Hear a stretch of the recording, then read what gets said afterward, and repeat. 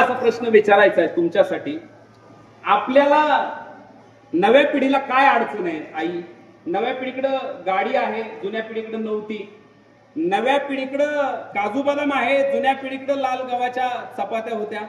नव्या पिढीकडे एकाला 50 ड्रेस आहे, जुन्या पिढीकडे वर्षाकाठी एक होता. नव्या पिढीकडे फार मोठा आलिशान बंगला आहे आणि जुन्या पिढीकडे फक्त पाष्टाचं घर होतं. नव्या पिढीकडे सुविधा आहे आणि जुन्या पिढीकडे सुख आहे. मला वाटतं त्याचं कारण आहे नव्या पिढीला शिक्षणाने, शाळेने दिलं शिक्षण, शिक्षणाने दिल्या सुविधा आणि सुविधेने माणूस गेला स्पर्धेकडे. आमच्या जुन्या आई वडिलांकडे तसं नव्हतं. जुन्या आई वडिलांकडे अध्यात्म होतं, अध्यात्माने दिले संस्कार आणि संस्काराने दिले समाधान आणि समाधानामुळे ते सुखापर्यंत गेले. एवढं त्यांचं आपला बदल आहे. कळलं की नाही तुम्हाला? परत एकदा ऐकून घ्या. आपली मुलं रोबोट बनली, आता खूप शिकली, भावना संपल्या आणि हुशार खूप झाले. आई वडिलांबद्दल प्रेम नाही राहिलं पण हुशार खूप आहे. म्हणजे शाळेने शिक्षण दिलं आणि शिक्षणाने संस्कार, शिक्षणाने सुविधा आणि सुविधाने स्पर्धा. आजी आजोबांनी संस्कार दिले, संस्काराने समाधान दिलं आणि समाधानाने सुखी राहिले म्हणून ते जास्त काळ जगले. आपल्याकडे सगळं काही आहे पण आपण 60 ओलांडत नाही आणि त्यांच्याकडे काहीच नव्हतं तरी ते 100 मध्ये मरत नाही. याचं उत्तरच एवढं आहे, ते मात्र समाधानी होते आणि तुम्ही मात्र स्पर्धात्मक आहात. थोडं याला वेगळ्या पद्धतीने सांगितलं म्हणजे लोकांना कळेल. कारण माझी अपेक्षा आहे की कमी वयामध्ये कुणीही मरू नये. बऱ्याच ठिकाणी 10-10वे जर आम्ही केले तर त्याच्यातले 2च माणसं वयाने वारलेली आहे आणि जवळजवळ 8 माणसं ही अपघात, आत्मघात आणि घातपात या 3 कारणाने वारलेली. आई वडील श्रद्धांजलीच्या ओट्यावर आहे आणि तो मुलगा मरून गेलेला आहे. हे चित्र विचित्र आहे आणि त्यांच्या दुःखाचा आपण अंत पाहू शकत नाही. म्हणून ज्याला दीर्घायुष्य जगायचं असेल त्यांनी ओल्ड इज गोल्ड, जुनं ते सोनं, त्यांना कॉपी करा.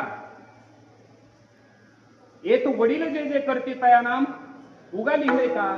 त्यांची आचारसंहिता आपल्या वाडवडिलांची. वडील याचा अर्थ जन्म देणारेच नाही, फक्त शास्त्राच्या चौकटीत दीर्घायुष्याची नीती शिकवतो त्याला वडील म्हणतात. शास्त्राच्या चौकटीत समाधान सुखाकडे घेऊन जातात त्याला वडील म्हणतात. म्हणून जुन्या म्हाताऱ्या माणसांचा आदर करा. इकिगाई नावाचं पुस्तक आहे जे 1300 रुपयाला आहे आणि मी आणलं तर जपान कंट्रीज मधले 120 वर्ष जगलेल्या लोकांचं त्याच्यामध्ये फक्त जीवन परिचय आहे. का तर आपलं आयुष्य वाढावं म्हणून मी ते फाडून टाकलं. काही म्हणतील का फाडलं एवढ्या महागाचं? कारण माझ्या घरात माझ्या शेजारी धुरपता लेंडे नावाची म्हातारी 103 वर्षाची आहे. मी ते इकिगाई का वाचू? त्यापेक्षा तिच्याजवळ 1 तास बसलो तर माझे 1300 पण वाचतील, तिला पण बरं वाटेल, ती आशीर्वाद पण देईल आणि मी चांगलं जगू शकतो. जर आपल्यापैकी कुणाला वाटत असेल मला 80 पर्यंत मरायचं नाही तर त्यांनी तुलना समजून घ्या. तुलना नंबर 1 पहिली, जे लोक जुने तुम्ही जे सगळे बसलेले तुमच्या आयांचे शिजर झालेले नाही, झाले का? हे बघा, जन्म फुकट होतात. कम्पेअर करून घ्या. मला कीर्तन थांबवायचे, समाधान पाहिजे ना, सुख पाहिजे ना. आपुला तो एक देव तेने विन जीवा सुखून होय. तर या जुन्यांचा आदर करा. ते जर केलं नाही तर तुम्हाला बुजगावण्याचं जीवन जगावं लागेल. पहिल्या लोकांच्या जन्मापासून सुरुवात करतो. मला सांगा, पहिल्या काळी जर एखाद्या स्त्रीला ती गर्भवती राहिली हे कळालं तर 9 महिन्यापर्यंत सासूरवासात काम करावं लागत होतं. पटापट बोलत चला. येस का नो? तुम्हाला पोरं नाही झाले का? हा बोला मग.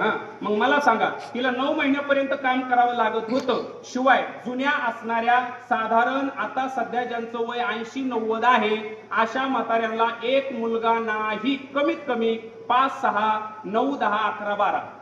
Yes no? 12. त्याच्यातही मी बरं का मगर महाराज, बरं का, पहिलं झालं त्याला थोडा त्रास झाला कारण पहिल्या वेळेला होतं. पहिली डिलिव्हरी थोडी त्रासाची झाली. त्याच्यानंतर एकाही मुलाला त्रास झाला नाही. सगळ्या डिलिव्हरी नॉर्मल. तिला विचारलं तिसरा बाब्या कधी झाला बाब्या? ती म्हणली बाब्या मी गवताला गेलते तवा झाला. Yes no?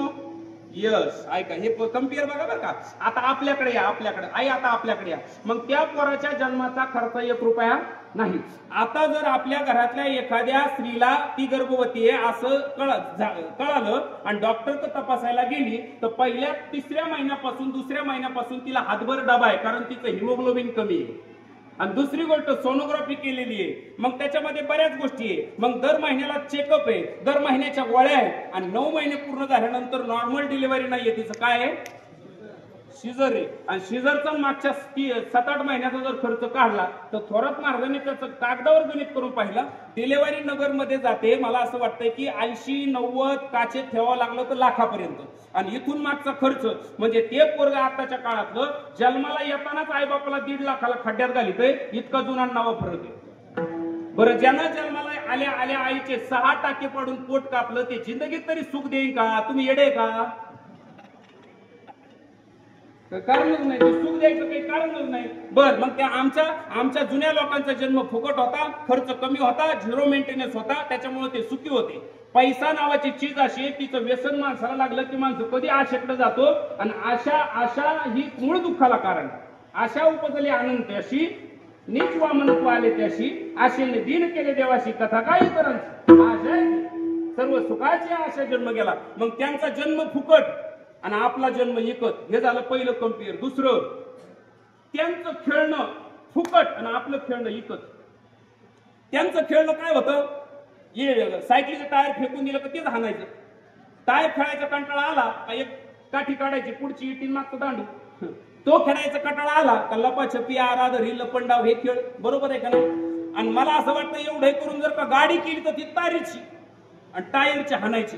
आता पोराचा पहिला वाढदिवस आला का नाही कळलं अजून तुम्हाला? ज्यांनी घेतले त्यांनी इमानदारीत खरं बोलायचं. 25,000 रुपयाची गाडी त्या कारच्याला अजून बसता येत नाही. 25,000ची गाडी आहे त्याला आणि आपल्याला काहीच. मला लय तळतळी ती असं बरं, मला नव्हती, तुला कोण रे? काहीच नाही महाराज, लक्ष देऊन ऐका. मग आपल्याला खेळायला सुद्धा खर्च आता सध्या जास्त आहे, जन्माचा खर्च जास्त आहे. आपलं जन्म, जुन्या पिढीचा जन्म फुकट, खेळणं फुकट. आता थोडं पुढे जाऊ, आपण शाळा चालू करू. शाळेचा जर विचार केला तर शाळेला जुन्या पिढीला भक्ती होती एक पाटी, त्या पाटीला 4 कोपऱ्याला काहीच नव्हतं बरं का, अशीच होती. आणि तिला लिहायला होती पेन्सिल, अर्धी खायला आणि अर्धी लिहायला. खरं का खोटं? अर्धी खायला ती पेन्सिल खायवरून तर मी सगळ्यात जादा मार खायला मार. लक्ष देऊन ऐका. मग मला सांगा, आणि आता युकेजीच्या कारत्याला ना एका विषयाला 3 वय आहे. किती? आणि पहिलीच्या वर्गामध्ये त्याला एका विषयाला वर्षाकाठी 7 वय आहे. किती? आणि त्यानं पाठाडा दप्तर घेतलं ते असं चालत आहे. कसं कोमात घातलंय ते पोरग? आम्हाला 5वी पर्यंत खेळ कोणच्या गेले, अभ्यास कुठं म्हणतात, कशाला म्हणतात, कायचा पत्त्या नव्हता. बरं, यांना शिक्षण इकत. बरं, जायला बसची फी, शाळेची फी, प्रायव्हेट शाळा, त्या वया, पुस्तकं, पेन, बाबा एका वर्षाचा पहिलीचा खर्च पोराचा कमीत कमी 1.5-2 लाख रुपये सगळं ऍव्हरेज काढलं. आणि मी मारवाडी शेजारी राहतो त्याच्यामुळे मी गणित करून पाहिलं. ते जर आता 20 वर्षापूर्वी जन्माला आलं त्या टायमाला त्यांनी पहिल्या वर्षाला जर 2 लाख रुपये खर्च केला तर ते नोकरी लागणार आहे 26 ला. तोपर्यंत त्याच्या पहिल्या वर्षाच्या पैशाला जर चक्रवाढ व्याज लावलं तर 25 वर्षापर्यंत ते होत्यात 25 लाख रुपये. तुमची जिरवीन बरं पोरं तुमची लई, तुम्ही बोला सर तुमची पुढे जिरवीन, तुम्ही येड्या करू नका. आणि मग मला सांगा, पहिल्या वर्षाचं 25 लाख, दुसरं वर्ष, तिसरं वर्ष, 4थी, 5वी, 6वी असं जर गणित केलं तर उघड्या अंगाने मी तुम्हाला इथं लिहून देतो कागदावर का त्याच्या लग्नापर्यंत किंवा नोकरीपर्यंत गरीब बापानं त्याला कमीत कमी 1.5 कोटी रुपये खर्च केले. यस का नो? यस. केले का नाही? केले का नाही? आणि आता घोटाळा असा झाला, बापाने 1.5 लाख खर्च केला आणि याला नोकरी लागली 25 मध्ये, लग्न केलं 26 मध्ये आणि हा बापातून वायली निघाला 30 मध्ये. तुम्ही जागे आहे का? तुमची जिरल्यावर कळून बघा तुम्हाला. एकच वर्ग ती बाई आली का तू दमच काढत नाही. मा काय मत आहे, त्याने बिंदास वायली निघावा, पण म्हाताऱ्याचे 1.5 कोटी रुपये रिटर्न देऊन तू उलट तिकडं पुढे. काय गणित आहे महाराज? हे आता कीर्तनच बोललं पाहिजे. मला शेवट बोलायचं होतं म्हणून एक सांगू, नोकरीला 3 गोष्टी लागतात: वय, शिक्षण आणि लायकी. आणि नाही तर मग कमीत कमी पैसा जादा लागतो. पैसा जर जादा असेल तर तिन्ही काम करीत नाही. वय नाही, शिक्षण नाही, लायकी नाही, तरी कामाला लागला नाही का? मग त्याच नाव आहे वशिला. असू दे, ज्याला कळन त्याला कळन. नोकरी सोपी नाही, त्यापेक्षा साधा व्यवसाय करू द्या. आपल्या देशातला सुंदर पिचाई त्यांनी रस्त्याचं मॅप डेव्हलप केलं. तो आज गुगल मध्ये CEO आहे, अमेरिकेची ती, आणि भारताचा पोरगा आहे चेन्नईतला.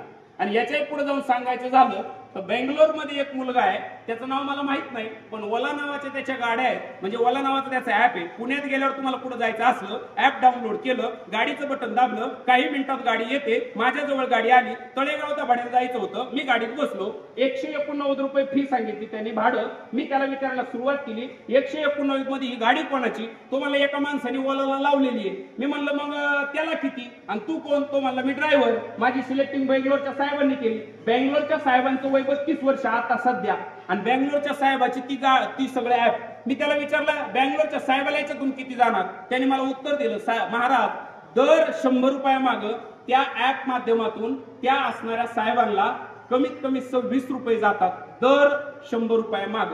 मी त्याला विचारलं पुण्यामध्ये ओलाच्या गाड्या किती? तो म्हणला 4 लाख. नाही कळलं का? इथं पाकिट हजाराने वाढवायचं म्हणलं का दुसरा बाबा पहारे. 4 लाख फक्त पुण्यात आहे. आणि मग बेंगलोर इकडं तिकडं पुन्हा मुंबई, काय तुम्ही विचार करा राव. आपल्याकडं उद्योग व्यवसायाला कमी नाही, फक्त शिक्षणाचा वापर गुलामगिरीसाठी करण्यापेक्षा व्यवसायातून आई वडिलांना सांभाळण्यासाठी करा. मला असं वाटतंय आपलं कल्याण होईल. हे जुन्या नव्या पिढीचा हा फरक आहे. 0 रुपयामध्ये ते जीवन जगले. झालं शिक्षण त्यांचं फुकट झालं आपलं इकत, जन्म त्यांचा फुकट झाला आपला इकत, खेळणं त्यांचं फुकट झालं आपला इकत. आणि राहिला प्रश्न ताई आता फक्त घराचा. घर सुद्धा त्यांचं फुकट, पटपट बोलायचं. आमच्या बापाच्या आणि आज्याच्या घराकडे जर पाहिलं तर 10 लोकांचं घर 1 रुपया खर्च नसणारच होतं. कारण खर्च होत्या क्षणाच्या. पूड होते तुरीचे पूड कशाचे होत्या? तुराट्या. ठीक आहे ना, त्यालाच माती लावली. वरचा बीम काय होता? निलगिरीचा नाही तर कॅक्टडाचा. आणि त्याच्यावर स्लॅब काय होता? पाष्टाचा. आणि त्याला कशाचाच खर्च नव्हता. आणि 10 लोक राहत होते. आता 10 कोटीचा बंगला पण गड्याला झोप येत नाही. येईनच कशी? मेवण्याचे पैसे बुडवले, सासऱ्याला चुना लावला, साहेबाला फसवलं, आणि एवढ्यांचे पैसे फसवून त्याला झोप कशी येईल? माझा मुद्दा संपला. ठेविले अनंते तैसेचे राहावे आणि चित्ती असू द्यावे समाधान. आपण समाधानी राहिलो तर सुखी होऊ. आणि समाधान हे जुन्या पिढीकडे आपुला तो एक देव करून घ्यावा. आणि तेने विन जीवा सुख नव्हे. सुखाचा संबंध समाधानाशी आहे. म्हणून त्याला अजून एक जोड आहे. मिळालेलं समाधान जास्त काळ टिकवायचं असेल तर सदा नाम घोष करू हरे कथा, तेने सदा चित्ता समाधान. आणि समाधानात लपलंय ते सुख. ज्ञानेश्वर माऊली.